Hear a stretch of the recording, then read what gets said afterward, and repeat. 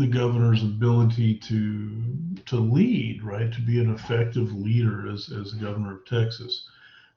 Despite, right, the comparisons that we saw from Schlesinger and Bale on how the governor compares to other governors and their constitutional powers and their ability to make to be effective leaders. We need to spend a little bit of time focusing on what is important here in Texas for leadership, right? How it is that the governor can exercise power. Is it true in the state of Texas that the governor doesn't have the power to pardon people? There's like a council or a committee for it under the governor, unlike other states. Yeah, there's a board of pardons and paroles in Texas. That board is the leadership is appointed by the governor. So those folks do work for the governor, and they act as generally a research and filter research unit and a filter for them. So, right, there are lots of people that apply for pardons and paroles and such, and all of that is in the hands of the governor as the leader of the law enforcement and judicial branches of Texas. But obviously the governor's not got the time to research and review and all of these requests. So there's a board of a commission of board of paroles and pardons, and they take all of those requests, right? And as a group, they evaluate them. And if there are ones that they think that there's a real case or a real question or a concern about, those are the ones that get offered up to the governor, say, hey, take a look at these. These might be important, right? So the governor in that sense is providing leadership, right? The governor is appointing the people to do this work and then report to them, and then they will take it from there. And a lot of the agencies and boards and commissions, that's what they're there for. They're there to do the actual work that has been assigned either constitutionally or legislatively to the governors, to the executive branch, right, which the governor is the leader of. So while we see these constitutional powers in relation to other states may be termed weak, right, that the governor is a weak governor as compared to other governors and their legislatures, we still need to know what the powers are, right? And just knowing that gets us in a position to understand that the weakness of the relativity of the governor's power is almost immaterial, because what they're going to exercise within the state of Texas. So it doesn't matter if the governor of Oklahoma has more powers. What matters is what are the powers can the Texas governor exercise? What opportunities are there for the Texas governor? And so while their constitutional powers may be somewhat limited, they have a lot of opportunity to be seen as a leader and to make a difference and to change maybe the narrative of issues that are in front of Texas. And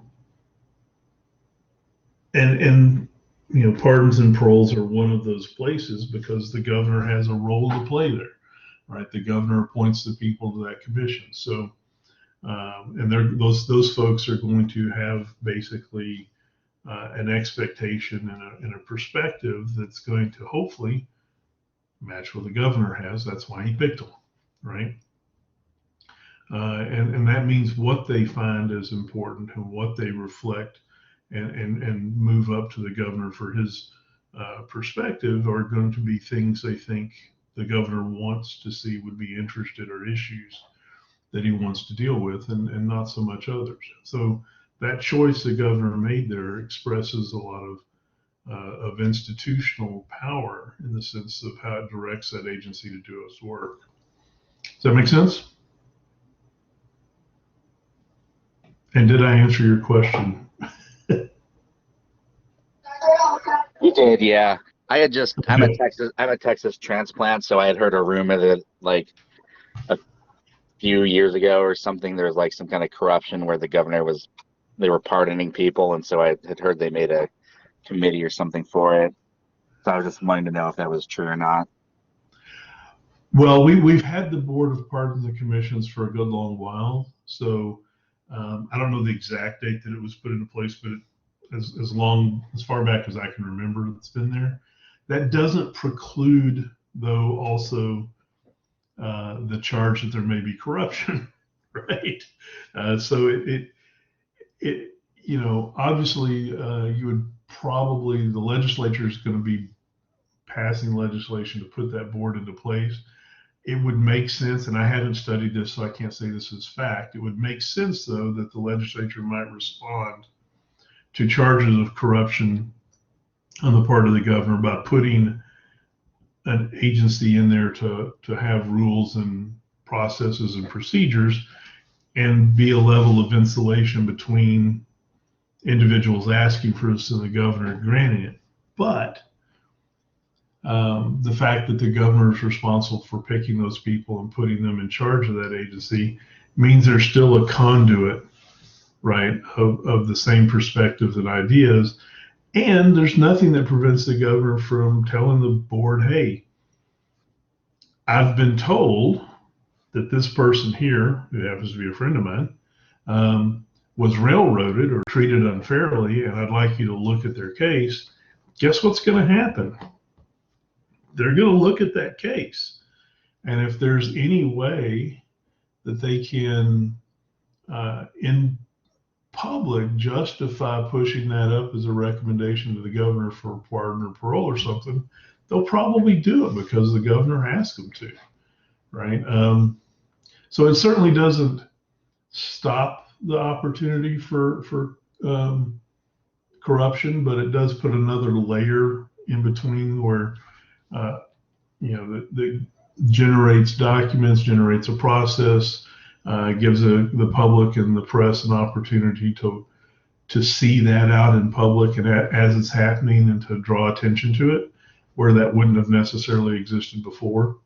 So there's a little insulation there, but it doesn't make it go away. Because the fact of the matter is that the governor is in a position within Texas politics to exert influence. That's their job, right? Is to lead the state government the way they said they would when they ran for election. And if part of their stump speech is that they're going to be a hands-on leader and direct the agencies a certain way, and they got elected, then they got every perspective that that's what the people want. So Texas governors actually have a lot of opportunity to exercise leadership and to be a strong leader. They just don't have the Constitution giving them all of that power, right, on their own. They have to figure out how to manage themselves and manage their interaction with the public to generate perceptions of leadership and strong power. So one of the easiest ways for them to do this is as, right, the face of the state of Texas, as a governor. They basically have the ability to step in front of public and make a case for what they want, to try to lead public opinion. And if they're successful and they're good public speakers and can get people and the media to pay attention on an issue here or there, they can bend the discussion a certain way or another. And that's a very powerful position to be in if you can do it, right? Someone that understands what the public is asking for, what the public wants, and how they want to get there, can use that publicly to, right, get that message out there, and it will engage people, and they can lead that way, right, by being a public leader. And they say to the legislature, look, I spoke about this, I've talked about this, I've kept trying to lead this direction, and if you look at all the public polls, you can tell that Texans are behind me on this. So If you're a smart politician, you can read the tea leaves here. You better get on board. Maybe your next election is not going to be as easy as you think it's going to be if you don't. Maybe as the leader of the political party, I'll be using that power to try to affect your reelection chances. Right. So there are lots of places where, because the governor is in the position they're in, that they can develop an interaction or a relationship of leadership between them and the legislature, especially. The public, right, being the face of the state of Texas, the governor, the public gives them the opportunity with that support maybe to drive a particular direction.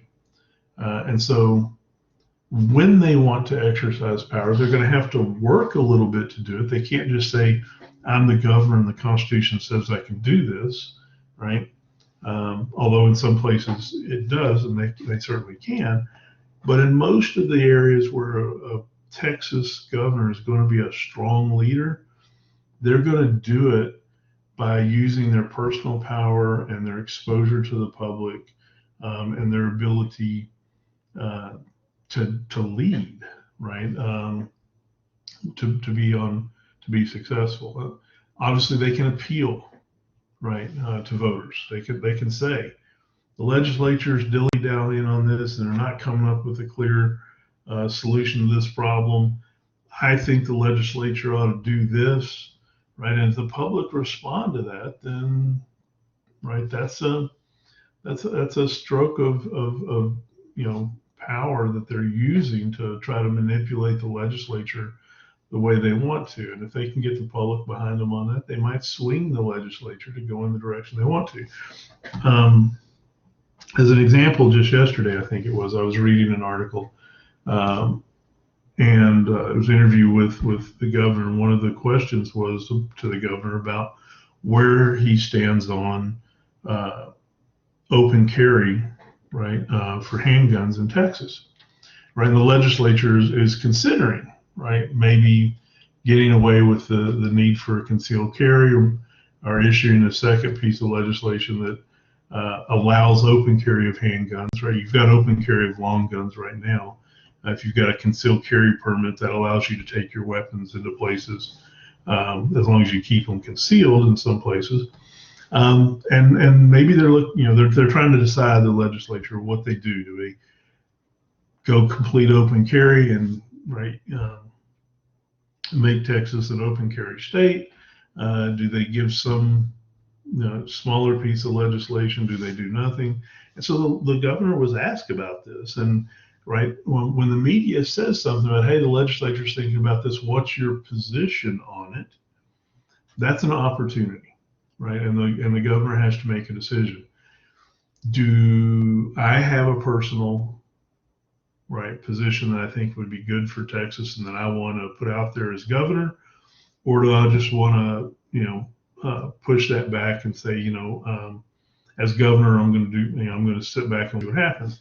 And in this instance, Governor Abbott said, I'm going to sit and let the legislature handle this, and we'll see what shows up on my desk. In other words, I'm going to wait and see what bill makes it to me, if any bill makes it to me. And at that point, then I'll decide whether I want to sign that legislation or not.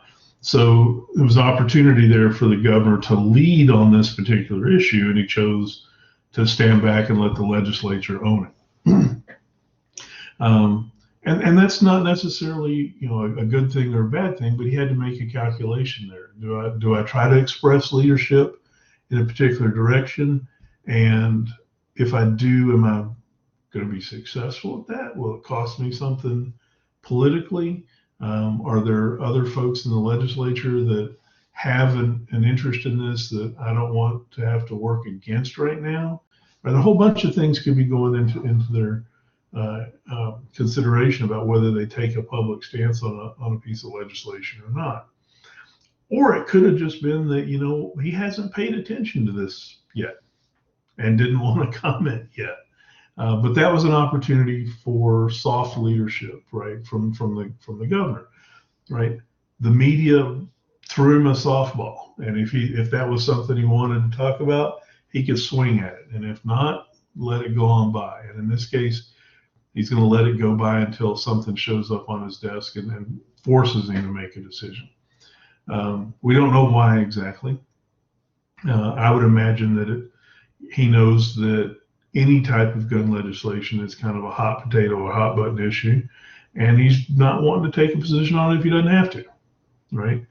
Because any position he's take is going to probably make him some friends and make him some enemies. And given that he's dealing with the fallout of the energy issue during the snow, he doesn't need to make any enemies right now. He's got plenty already, right? And probably, right, as he's making this decision about whether to step up on a leader on this issue, is a political poll that came out yesterday that I was sure he heard of, and that's that the actor Matthew McConaughey, if there was an election today and McConaughey was running for governor, Abbott would lose to him, right? And so he's probably having to reassess himself, and he's probably sitting there going, how is it that this slacker actor, right, is a serious political threat to me in my next campaign? Or is he, right? Just because a lot of people might support him doesn't mean that he's going to run, but it's something that the governor has to consider now as he decides what legislation to try to take some kind of leadership role on. So he could have used that as an opportunity to stand up and say, well, Texas wants this. The people have been clear to me they want X, and I'm going to support it. But he didn't. He could have also done the second thing on our list here, is like, you know what? It's a really good question. I haven't given it a lot of consideration yet, but the legislature is.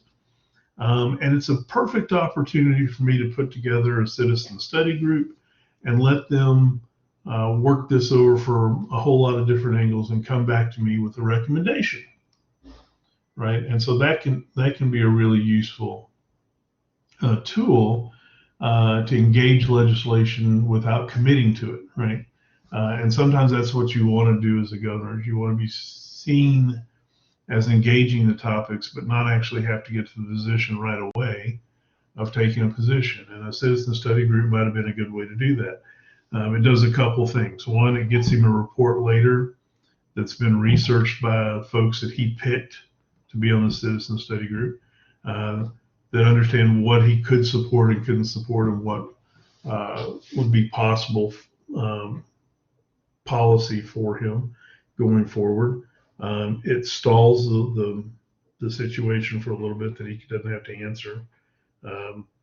And, you know, at the end of it, he can use that citizen study group's report as evidence or information that can help him form his own position, or at least relay a position of what the state thinks. Now, whether it applies to the state or not is almost immaterial, right? It's how he can use that information to go a direction that he wants to. That can be a useful thing, right? Because at that point, right, he gets a report from the group.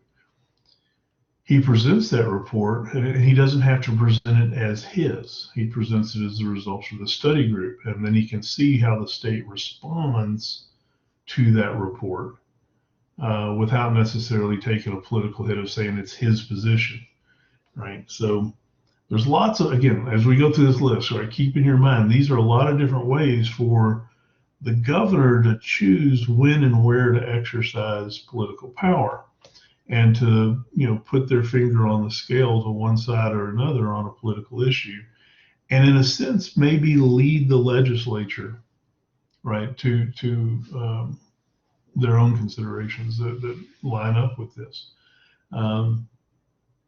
So we have to consider that, right? That this is going to be, all of these things are going to come into play here as a way to massage where you stand and how that's going to be relayed to the public, and whether or not this can make a difference in convincing legislators one way or the other. Another way that this can happen is that we always have lobbyists, right, from interest groups engaging the legislature on issues. But they don't have to stop with the legislature. They can also, right, come in and work with or against the governor. Those lobbyist organizations that are working with the governor give the governor a unique opportunity. And that opportunity is to direct pressure from lobbyists, from lobbying groups, from interest groups, toward particular legislators. So maybe the Speaker of the House and the governor have been talking about a piece of legislation. They both want to get it passed, and they're trying to get enough people lined up behind it to pass it.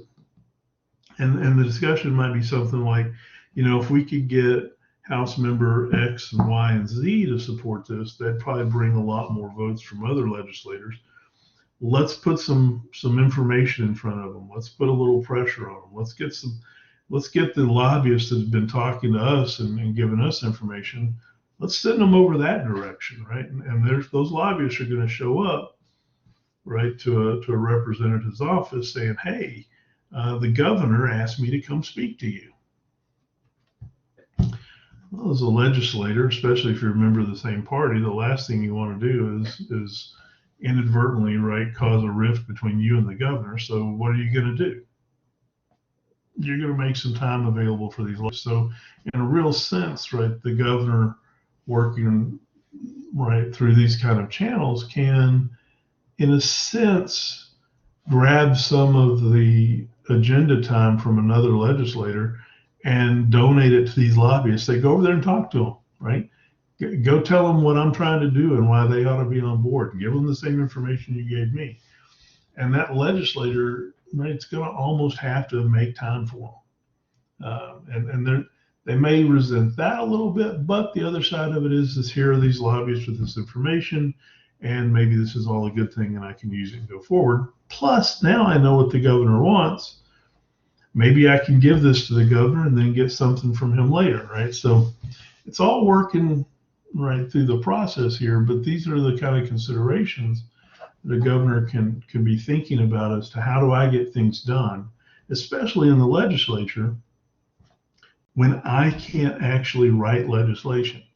I can't propose a new bill, right? I have to ask somebody to do it. I have to get somebody to do it for me, right? Well, these kind of methods can generate the kind of pressure that can result in that. Three things here in a row that are all based upon the same idea, and that's helping those that you want to help you. And the governor has a lot of opportunity to do this, right? Think of what legislators want, right? If you remember back to when we were talking about legislators, right, they have, as people in office, the ability to claim credit and to advertise and to help their constituents with issues. The governor can help them with all of those things. And some of the ways they can help them with that are very much up to the discretion of the governor only. For example, breakfast with legislators, right? The governor, right, has his own office, has his own staff, has his own space there in the Capitol, and he can open that up and invite 8, 10, 12 legislators to a breakfast. Now, it's a breakfast, but it's not a breakfast. What it is an opportunity for these legislators to be shown with the governor, right? In a small group, in a convivial atmosphere, talking about what's going on. And that gives those legislators the opportunity to share all that information. There will be somebody there taking photos, share that photo. Maybe if there's direct one-on-one conversation, recording that video, right? Sharing that video. And they get to go back home and say, look, you elected me to represent you and I'm doing my job. Here's me working with the governor, right? I've got enough I've got enough clout, I've got enough political power that I'm working with the governor on issues, right? Well, that opportunity is in the hands of the governor to decide how that plays out and who invites, right, to these breakfasts and what opportunities are made available for them to claim, right, that they're working here and getting things done and they have all that. So it's a perk that the governor has the keys to handing out, right? And a smart governor will use that, right? Hey, I understand you need a little help in your upcoming election, and I'm polling pretty well in your district. Why don't you come to a breakfast and we'll make sure that you get some photos and stuff that you can take home and tell people, look, you need to keep me. I've got the in, right? I'm not just working in a small area, right? The governor invites me in, and so that certainly can make a difference, and people can pay attention to that, as they're voting. To, okay, I've got someone here that I know can work with the governor, and then I got someone over here who I don't know whether they can or not. I got proof on this one, right? So the governor has opportunity to give those legislators, right, a carrot, right, in their campaigning and in their advertising, and then obviously we'll expect, right, that generosity to come back to them in some way in the future. Another opportunity that's like that, a little different perspective, is the governor has the governor's mansion, which is an asset and can be used by a governor that knows how to leverage it. And you wouldn't do this during a pandemic, but during times when the economy is rolling pretty well and Texas is doing pretty good, is an opportune time to have a big party at the governor's mansion, right? A black tie kind of affair, and you would, right, organize that around some big charity event or something, and get some celebrities there and make sure the media knows, and then you send out, right, an invite list, and every legislator is going to want to be on that invite list, because if they are as powerful as they think they are, they're going to get invited to it, and if they don't get invited, that doesn't look well for them, or it doesn't look good for them. So again, the governor can present these opportunities using assets they have in their office as a way to enhance others' careers, to expand others' publicity and exposure, with the expectation that that's going to come back to them in some way. So the breakfast with a group of legislators is nice. The governor's mansion is gets some real good photos of you out there, and maybe some positive vibes about the charity that you're helping support and all that, and who you're hobnobbing around with, right? But the really nice one is an individual legislative conference, right, where the governor sets aside 30 minutes or an hour and invites you to come talk to him and spend time telling him what's important to you and what's important to your district and what the governor can do to help. Nothing plays better than that, right? So, and the governor has to dish this out, right? They have to decide when this is a thing to do or not. And as an individual legislator, especially if you're from the same party, but even if you're not, but especially if you are, this is a big deal, right? Because now, right, the report that goes out, the story that's played in your hometown newspapers, is you, the representative of that district, has got one-on-one time with the leader of one of the three branches of government, right? And let's say that you're, as a legislature, serving on an energy committee in the House, and you've been having some regulatory issues with the Commission on Environmental Quality, and that's impacting your business in your district.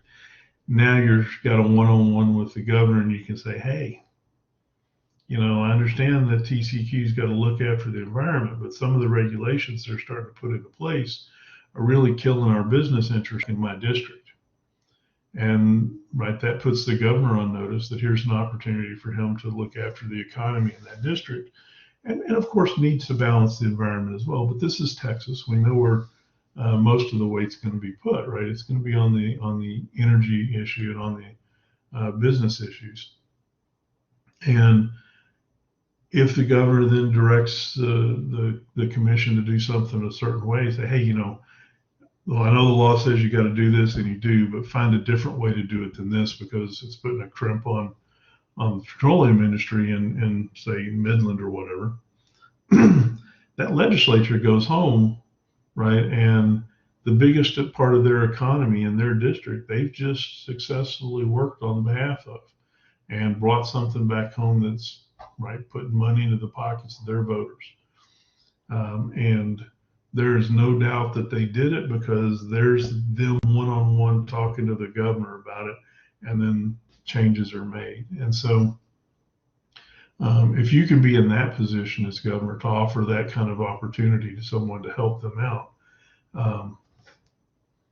that's power, right? That's you're making a difference, and you're helping a part of the state, right? And that's going to be right a reserve of power there for you to tap back into at another time when you tell you go out in the public and say I'm going to do X, and then you contact all these individual legislators, and then all these legislators you've brought into breakfasts and invited to parties and say, okay, right, I did all of these things for you.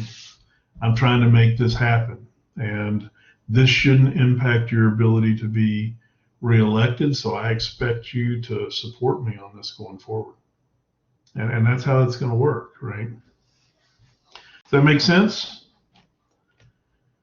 This is the nature of politics and government, all right? And this is where a governor that understands the reach of the influence of their office can be a strong leader, despite the fact that they don't have as many constitutional powers as a lot of other governors might have.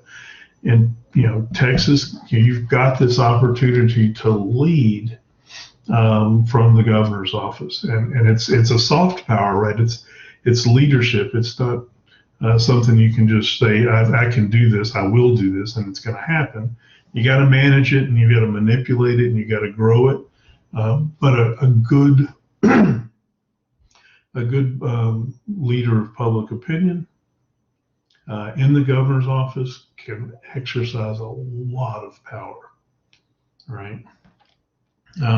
Okay, so the last two things here on this list are ones that actually do lean back on constitutional powers. It doesn't mean that the governor is going to actually exercise those constitutional powers, but they're there, and they represent an opportunity for influence. And the first is the ability to threaten a special session or to offer a special session. Right? Remember, the Constitution gives to the governor the only real opportunity we have to make legislation outside of a regular session during a biennium. And so if there's important legislation that needs to happen, the governor's the gatekeeper to that when it's not in a regular session. And so if the legislature is saying, look, we've got this problem, we've got to make some law to deal with this, the governor gets to be the one that steps up and says, and we will, right? And that's important. That's a leadership kind of thing. And so in that sense, they can offer the opportunity to legislators to step in and solve a problem by calling a session for them. On the other side, they can use it as a stick instead of a carrot and say, during the regular session, I want you to do X, right? Consider this, pass something in this area. If you don't, I will make you come back into a special session and deal with it. And nobody wants to do that if they don't have to. So that opportunity is there for them to use that constitutional power. First, though, as a form of influence, not necessarily actually doing it. The same kind of process applies to the veto power of the governor, right? The governor in Texas has the ability to veto any legislation coming across their desk. And if the legislature doesn't have the count to override that veto, the votes to override that veto, it kills legislation, right? And so, the governor, unless it's the legislation is like some kind of existential threat, really doesn't want to use the veto if they don't have to, right? It never looks good for the legislature if the governor's up there vetoing what they've spent months working on. So the governor knows this and the legislators know this. So the governor can, right, say, look, I see y'all working on this piece of legislation. If it shows up at my desk looking like this, but doesn't consider this, I can't let that go through. And that puts the legislature on notice to consider what the governor's looking at there and what their concerns are. And that will help shape legislation as it's moving through the legislature. The other thing that right is that Texas governors have a unique authority in that they can veto appropriations of bills. So in other words, they can let the bill pass, right? They don't veto the whole bill. So let me give you an example. A bill comes forward that says we're going to assign authority to the Commission on Law Enforcement. We're going to tell them to study and implement a new version of police training on de-escalation and the use of force by police. And we're going to allocate, $300,000 for them to do this study in the next 2 years. And the governor maybe has been wanting, right, there to be money put into the budget of the Commission on Law Enforcement to do, say, online training or something as well. And there's nothing going on over there. And they can tell them, hey, if this bill shows up on my desk and it doesn't have appropriations in it, right, or appropriations somewhere else, right, to get this training the way I want, I'm going to cut the appropriations out of this bill. And so you'll have a law that says agency do this, but no money to do it, which means that agency is going to be put in the position of choosing what to do with what money they have. And who do they answer to? They answer to the governor. And the governor's going to tell them, your priorities are this, this, and this, not, right, that report on the use of force. And so, right, it's useful for the governor because they don't have to come all the way out and say, I vetoed this legislation about doing this work. They can just say, we don't need to spend this money. They'll have to find it somewhere else. And that gives them authority without making them come all the way out and crash the whole bill. So they can take appropriations out, right, of legislation. Again, that's subject to override by the legislature, but overriding vetoes are tough, right? So again, the threat there is probably more useful long-term than the actual action. Historically, though, right, if you're a governor that likes to make big impacts, and really stir the pot, you get the opportunity with this veto power to do that. Governor Perry, right, previous governor, when he was early on in his career as governor, vetoed, 80 something pieces of legislation at the end of a legislative session, right? So at the end of every session, a whole bunch of bills get put on the desk at the very end of the session. And if the governor has not been particularly pleased with what he sees coming to his desk, right, for signature or not, he can make a statement. And Perry did. Perry said, I think it's 83 is the number that sticks in my mind, but some 80 something pieces of legislation that had passed the legislature, right, at the very end of the session. The legislature had already gone home. So they weren't going to have an opportunity to override these pieces of legislation if they got vetoed. And he just said, sorry, and vetoed all of them. And so there were a lot of legislators that were really hopped up about that because there's a lot of work there that got wasted. But Perry sent a message, right? And he sent a very clear message for that exercise. Look, you're going to have to work with me, or I'm not at all adverse to causing you pain, right? And here I am, I'm going to waste all this effort. And that's a big political gamble in a sense, but the next legislative session, I guarantee you that Perry had a lot more interaction going on with legislators before the end of the session. And so that's always that real exercise of constitutional power is there, but most of the time it's exercised persuasively a lot sooner in the process than that. These are ways that an astute governor paying attention to their position and opportunities in their position can exercise power and leadership. And all of these, except for the last two here, are completely soft skills, right? Communication, interaction, debate, right? That they control, they have the opportunity to work with. So, does this make sense? Any questions about this before we move on? So we're going to change topics just a little bit here, right? We've talked about right, that the power of the governor is weak, and one of the reasons, at least constitutionally, right, as Schlesinger and Bell pointed that out to us, that the governor of Texas is weak, is because in 1876 we wrote the Constitution such as to reduce the power of the office of governor. And we did, right? I mean, the way the populists and the libertarians got together on that took power away from the office of governor and shared it with other places in the state government. We refer to that exercise as having created a plural executive in Texas. Now, the executive in Texas, right, the chief executive officer role is played by the governor.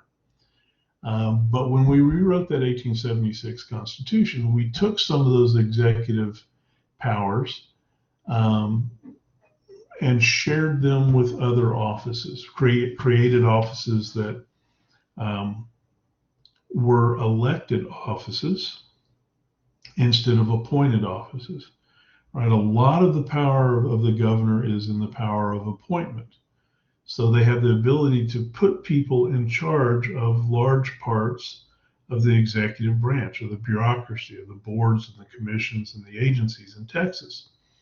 And those appointment powers allow them to direct those appointees to run those agencies the way the governor would run those agencies. In 1876, we chose to pull some of the major state agencies out from under the control of the governor and made the leaders of those state agencies statewide elected offices, which means the voters pick the leaders of those agencies, not the governor. And so some of that executive power has been shared to a plurality of other positions. Hence, we get the plural executiveship of Texas. So we did that for a couple of reasons. One, it reduces the power of governor and it expands the democratic control of politics at the same time, right? Anytime you have people who are elected across the state of Texas by all the voters of Texas, and you have multiple of those, that is sharing power because they're each getting elected to do something specific to lead a particular agency. And that's also at the same time cutting out the governor from that. So one of those offices is the Attorney General's office, right?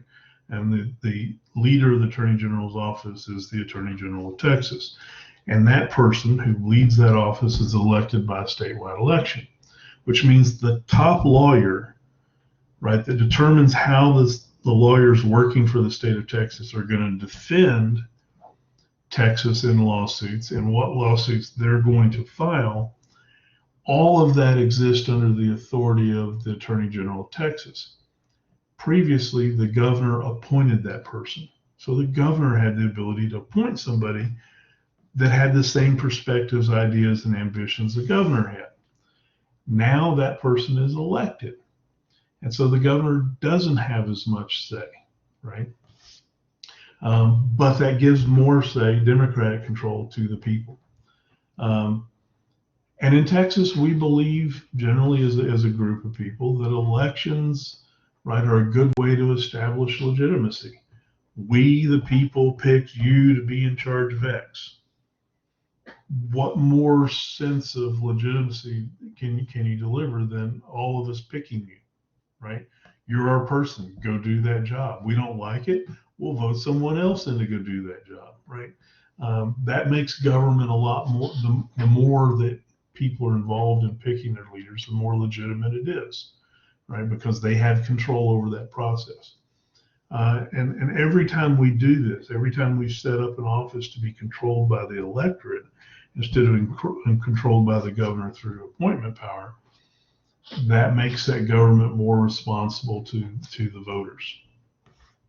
And that limits the powers, right, of the governor in office. And we don't like one person to always be the be-all, end-all of political power, right? We like government in Texas to be small and controlled and limited. And one way you do that is split the power out among multiple people and make them work together, right? That makes everything harder. But it also means that when they do come together, there's probably a consensus driving that. So all this, right, is a way of remembering that at one point the governor's office in Texas had a lot of authority, right? It was a lot of strong ability to exercise strong executive power. And we didn't like that.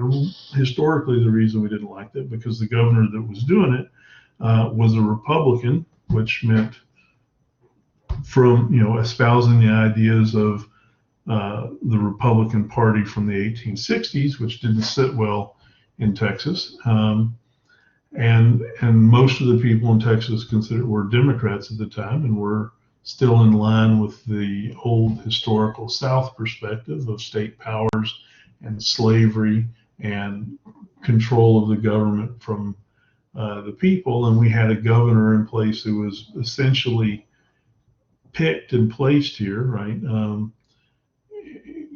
Was a Texan, but was a Texan that fought on behalf of the Union, not the South, and right, was through the Reconstruction process kind of put into place, and was exercising power as a strong governor at the time, and was making a lot of people mad. So at first opportunity, when Reconstruction was over, we rewrote that Constitution, and one of our targets was the power of the executive office. So let's talk a little bit about how that executive office works, and how the plural executive makes an impact on it, right? So generally speaking, right, the executive branch of the state of Texas is the bureaucracy, right? And it's all of the state agencies, commissions, and boards. And in 1876, they all answer to the governor. Now, most of them answer to the governor, right? And so, legislature is responsible for creating, right, an executive branch office, a bureau or a board or a commission. Those are all created by law, right? So the legislature is responsible for creating it. But once they create it, it takes its position under the executive department, under the governor, right? Unless they explicitly design it as part of the plural executive that sits outside that. Almost all of our agencies are set up to be with one of three leadership models, right? They can be an agency that's led by one person, like the Attorney General's office. They can be an agency that's set up with a large board of volunteers. And a lot of our smaller agencies and regulatory agencies are set up this way. The Commission of Law Enforcement is set up this way. There's nine board members. All of them are volunteers. They work part-time. They're unpaid, right? And so quarterly they gather together and make decisions and give direction to the agency as a whole, but most of the time they're not there. And we use those in areas where we think the board or the commission is going to be able to, is a relatively non-political agency, is doing mainly administrative oversight work, and the leadership only needs to come in occasionally to make sure everything's still on the rails and going in the right direction. The third way that we can see the legislature design a new agency is through having full-time paid commissioners. And so these are people that's going to be their job on a daily basis, is leading an agency or a bureaucratic office as their job, a certain direction. A lot more expensive. Usually you're going to use this design when you have a highly political agency or office that needs to respond a lot to the public as well as the government. And so you need leadership potential and decision making on site all the time. So when you look at our executive branch, you look at the agencies, commissions, usually you see one of these three models out there. So, let's dive down into it a little bit, right? When we're looking at a one director design, right, there's one person in charge of an agency. This is where we see them be mainly appointed. But this is also where we see the plural executive, where they could be elected statewide. And it depends on the nature of the agency where we're going to see this. So Secretary of State, one person, right, in charge of running the agency that's responsible for coordinating and all of the legislation in Texas and putting out public notifications and helping organize elections. That's an appointed position, right? The Secretary of State is appointed directly by the governor. So the way that whole agency runs is going to be tied directly to the governor through this appointment. Can be indirectly appointed, like the Firefighters Pension Commission, right? Look how specific that title is. It tells you a lot right there, right? Here is a commission that's been created, right, to ensure that the pension that supports retired firefighters is being run in the right way with all of the accounting procedures and stuff that a pension needs to follow to be a secure, safe pension for retirement. Not a highly political focus on this, right? We just need some oversight and some ability of there to be a group to organize this and make sure that the work is happening. So the commissioner that's appointed here, the governor doesn't care about this position on a day-to-day basis, right? This is not somebody that's going to be making decisions that's going to impact how the governor's going about their business. And if they're doing their job right, no one's going to even know this commissioner's probably there, right? So what we have is people in the governor's office go out and find a commissioner, find someone that has the requisite knowledge and abilities and will make sure this commission does its job right. And then they go back and say, hey, we found these people. The commission, the commission, the folks that are working there say this person meets all the requirements, will be good. Maybe, right, we tell the commission right, that this is the person we want. They get indirectly appointed in that sense. The governor doesn't know them at all, right? But they've got a recommendation in place. It's not really a political appointment. This person that's looking for this job is looking for it because this is what they do. They're not looking for a jump up into a political position so they can make a name for themselves, right? This is a career kind of thing for them. And it's not a political position, so the governor's not concerned about it.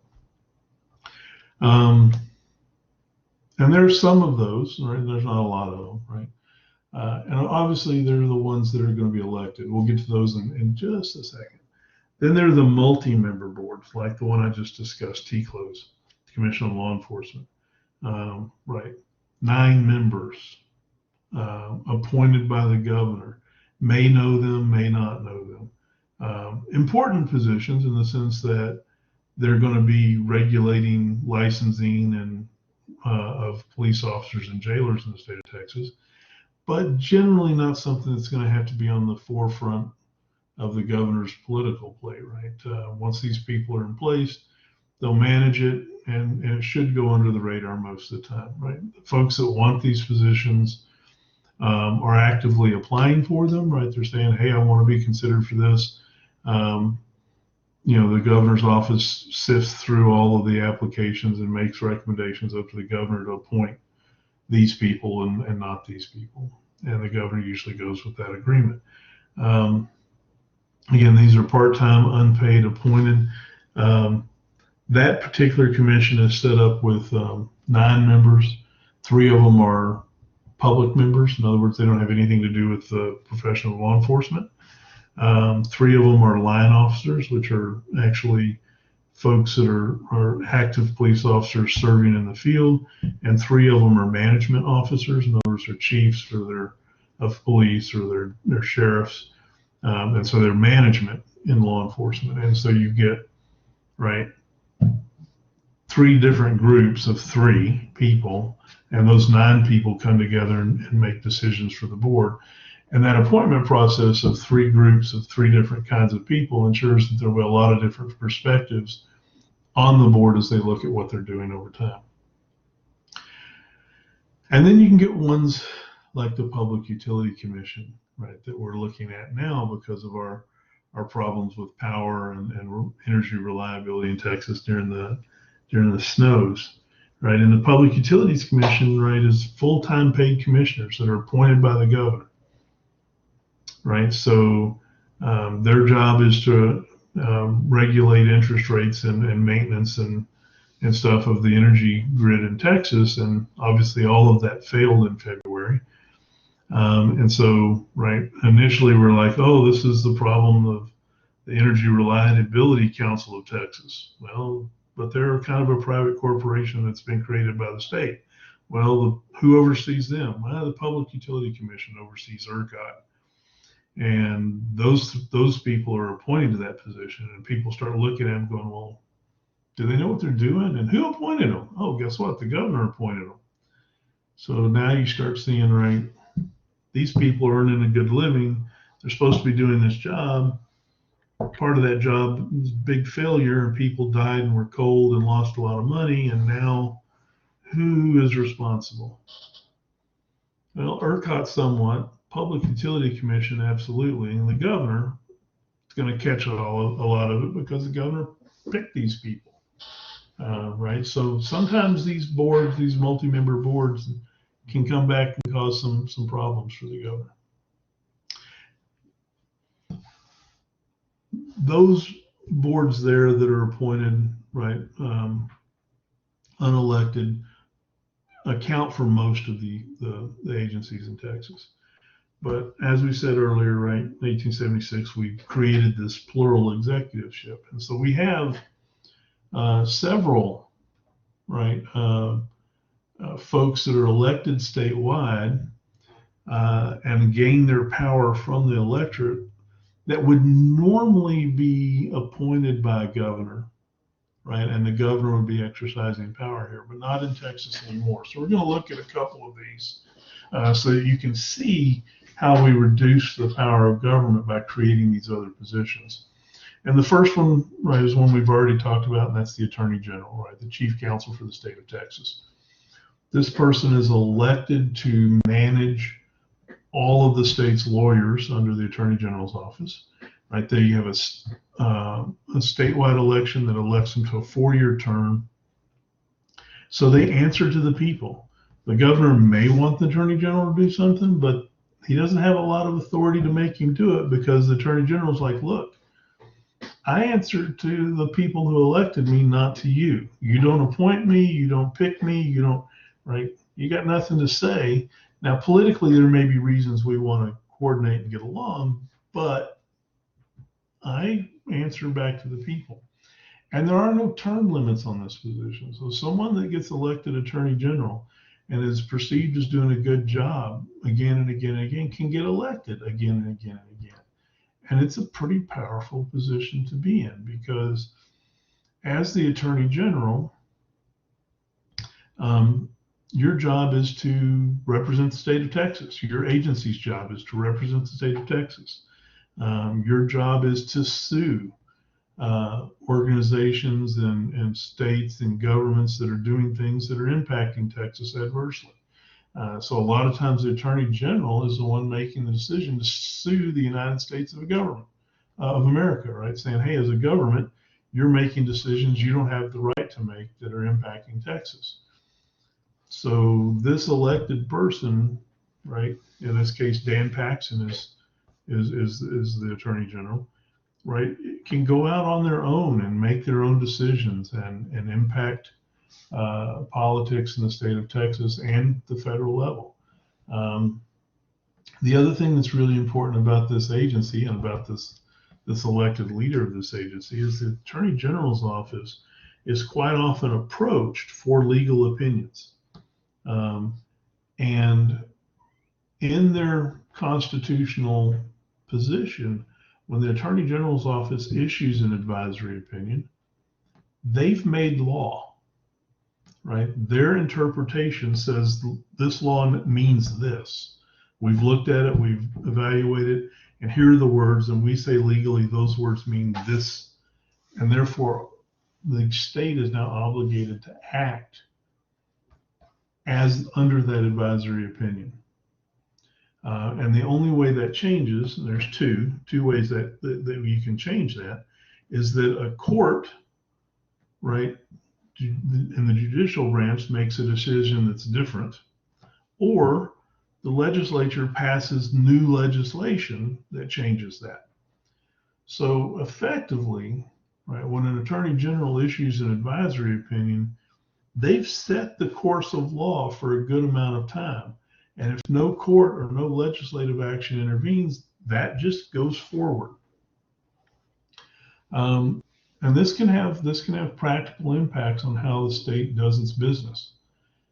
Quite often, right, a state agency will be have decided how to implement a law, and they'll have rules in place. And those rules guide how that agency does its business. And they'll say, this rule means this. And someone will challenge them on it. And they'll go, okay, well, we think it still means this, but you've got to, as a legislature, you're bringing this out and saying it doesn't.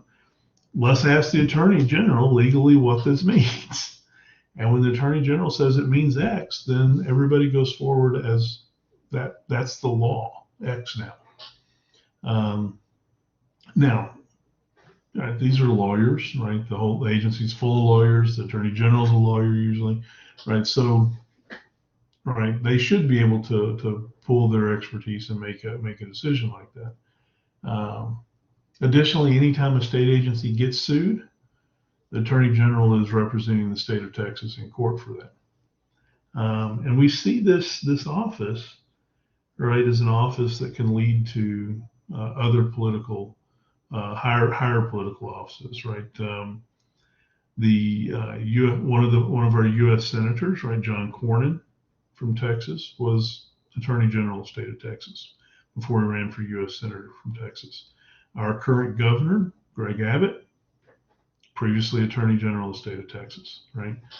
So pay attention to who these folks are, because they're probably, right, as lawyers, as being in the political process, as having been elected by the state as a whole, they've got a constituency, they're probably looking, right, to move up in politics, and you'll probably see more of them.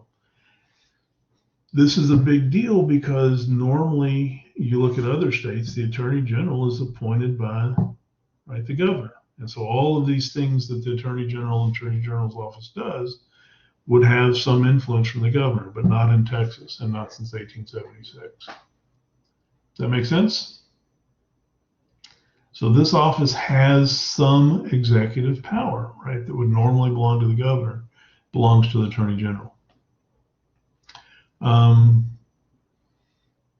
The lieutenant governor, right, the president of the Senate, right, the person that runs the day-to-day business of the Senate, the person that serves as chair on the legislative budget board, right, the person that organizes and drives the legislative redistricting board, right, is a statewide elected office, serves 4-year terms, no term limits. In a lot of other states, the lieutenant governor runs on a ticket with the governor, and they're elected as a pair. So the lieutenant governor like the vice president at the national level, is working for the governor, right? The way the vice president works for the president. Not in Texas. The lieutenant governor is elected on their own merit. The lieutenant governor is elected by the state of Texas, which means we can pick one type of person to be governor and a different type to be lieutenant governor, and they may not work together, right? The lieutenant governor's got their own political agenda. The lieutenant governor's working through the Senate, leading the Senate, not the governor. And so, right, there's a lot of power that might have been there under the governor that's not, right? It's excuse me, sitting underneath the lieutenant governor.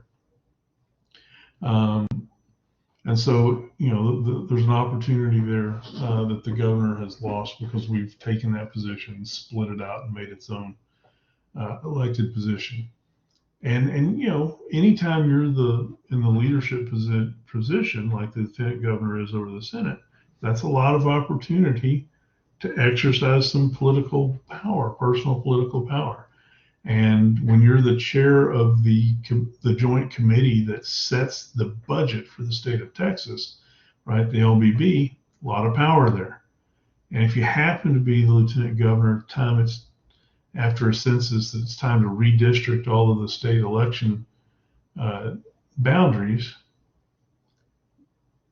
right? You're going to do that, right? Maybe from a perspective of what's going to help people that have the same political perspective you has as lieutenant governor, and not necessarily the same idea that the governor has. They may all be Republicans, but right, there are different flavors of Republicans, and maybe our lieutenant governor has a different perspective than our governor. And if you pay attention to the two, I'm describing that there is a difference right now, right? Lieutenant governor, now I've got the attorney general stuck in my mind, which is Paxson. So lieutenant governor is Patrick. Dan Patrick, lieutenant governor, is not the same type of Republican as Greg Abbott is. And so these two offices, both elected by the people of Texas as a whole, these people are going different directions with what they think the Republican Party ought to be doing in the legislature. And so they bump heads every now and then, for sure. Okay, another example of this plural executiveship, right, is Comptroller of Public Accounts. This is the person that's in charge of all of the tax money that comes into the state of Texas. Right, they're the ones that are looking at all of the streams of income that brings money into Texas. And really importantly, is this is the person, this elected person, right, over all of these accountants and financial experts and stuff, they're responsible for telling the legislature, here's how much money you have to spend. And so based upon how conservative they are in their fiscal forecast, or how liberal they are in their fiscal forecast, whether they're willing to take chances or not, will determine what the scope of the state legislature is going to be, because it determines the budget. So if they say, I really think the economy is going to crash in the next 2 years and Texas is only going to bring in $80 billion, the legislature has to work with that because of the balanced budget amendment. They have to work with that $80 billion cap. If they think it's going to go gangbusters and we're going to have $100 billion come in, then there's $20 billion difference there. And so who we elect to run this agency is going to have a pretty profound impact on what the legislature is capable of doing because of the amount of money that's going to be forecast to be available. Again, elected statewide, 4-year term, no term limits, right? So if they're good, we can keep voting them in. If they're bad, we can vote them out. Anytime you have a big influence on the pocketbook of the state, that's a major political position, and it puts you in a position to be well known across the state and maybe run for higher office. So Comptroller of Public Accounts has a good influence and a good impact, right? We elect them. We need to pay attention to who they are. Land Commissioner, right? So land commissioner is an agent, are the folks that are elected to manage the agency, who is responsible for managing the state lands of Texas that are income producing. So Texas has lands that they own belong to the public as a whole, and those lands are productive, right? They might be agricultural, they might be lease lands for ranching, they might be energy producing lands for oil or natural gas or solar or wind. And so they generate income for the state. And the land commissioner, right, is elected to run this agency to try to make sure that Texas lands are profitable, right, that they do bring in income, but also that they're done in ways that are still environmentally friendly, right, in the sense that the land can keep being productive going forward. Land commissioner, right, is a 4-year statewide elected position. It does have a limit, right, a one-term limit. So no one's going to sit there and be in charge of generating income for the state session, election after election after election. You get to do this, you do it one time, you move on. However, right, you've built a statewide electoral base, so you might use that to move up and try to make a difference, right? And the last one we'll cover today, which will actually close out this chapter for us, is agricultural commissioner. Oh, let me back up real quick. Prominent person that came out of this position to lead the state of Texas, Rick Perry, right? This is where he got his first big office in the state of Texas. And then after he's land commissioner, he ran and got elected as governor, all right? So, all right, agricultural commission. This person, right, 4-year elected, statewide elected office, no term limits. Again, this is one of those positions that normally the governor would be appointing. But the agricultural commission, led by the agricultural commissioner's job, is to promote agricultural interest in the state and outside the state, and then regulate those agricultural practices. So current holder of this office is Sid Miller. And Sid Miller is a very flamboyant Texan, right? He's got the big white hat and the cowboy boots and the, right? I'm sure he's got the concealed carry weapon on him somewhere. He's just that, all right, stereotype personified Texan filling this position. Talks a lot, talks loud, puts his opinion out there, right? Stereotypical Texan kind of perspective. And Sid Miller's your agricultural commissioner. And so what he's doing is his job is to make sure that the commission he leads is trying to put Texas agriculture in a beneficial position, right? So, we've got things that are unique agriculturally to Texas that we need to promote and get other states and other countries to buy. And so that's the position that this agency is supposed to be pushing, and Sid Miller is our representative to lead that agency. And so in that sense, they're supposed to be a positive force of increasing our agricultural interest. They also regulate the agricultural interest in the state. So they're looking at agricultural practices and what would be environmentally beneficial overall, what will keep our agricultural interest strong and competitive into the future, right? So they're little bit of promotion, a little bit of regulation, right? You'll see Sid Miller's name because an outshoot of this commission is this the board that is responsible for ensuring that weights and measures are accurate in Texas, and so that when you weigh grain and all of that, that all of those instruments are accurate and business is happening the way it's supposed to. You will see it at the gas stations, right? You're filling up your car the next time, look on the gas pumps. There's going to be a sticker on there from, right, the Commission of Agriculture, and it used to just had a name on there, right? The weights and measures of this, right, are regulated by the Commission of Agriculture. Sid Miller's made sure that a lot of the times the stickers get on there and have a nice picture of him with it, right? So I guarantee you that Sid Miller at some point is going to run for higher office in Texas, right? Check it out next time you're pumping gas and you can see the Agricultural Commission. All right, so we are out of time. Are there any questions before we close this down for the day? All right, thank you, Ruben. So we've finished chapter 8. So when we come back on Tuesday, we will start the presentation on the bureaucracy, which you don't really have a corresponding chapter in the book, right? But I'll be using the slide deck for bureaucracy, which I think might be showing us chapter 11 or something, but it's the bureaucracy, and we'll spend time on there starting Tuesday. So you guys have a good weekend, and I'll see you next week.